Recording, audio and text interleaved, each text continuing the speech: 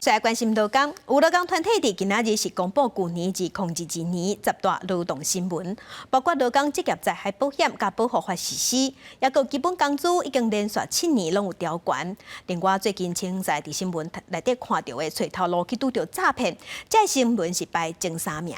劳工团体是认为讲，去年对劳工来讲是充满希望，嘛是互人失望的一年。呼吁总统蔡英文伫新的一年会当紧通过上加工资法。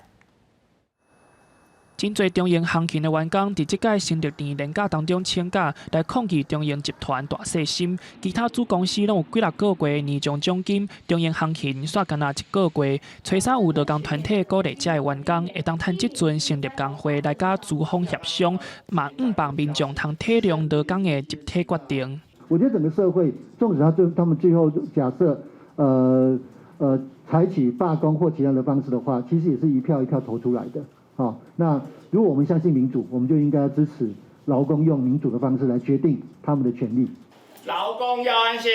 劳工要安心，支票要兑现，支票要兑现。劳工团体嘛，伫记者会顶悬公布去年的10项劳动大事，其中第1名是劳工职业灾害保险甲保护法正式执行。劳工团体表示，台湾一年有5万几件职业灾害，这个社会保险兼顾预防、重建甲补偿，是职灾保护的重要基础。为什么大家这么在乎这个灾保法能够通过？因为它有一个刚刚讲的有个职灾的这个重建及预防法人，我们希望这个预防法人能够发挥它的效果，真正让这些真的发生职灾的劳工有机会、有能力可以再回到职场重新工作。劳工团体嘛呼吁政府赶紧通过劳动教育法、最佳工资法等等的法律，让劳工权利的保护更加完善。记者林书小桂林台北报道。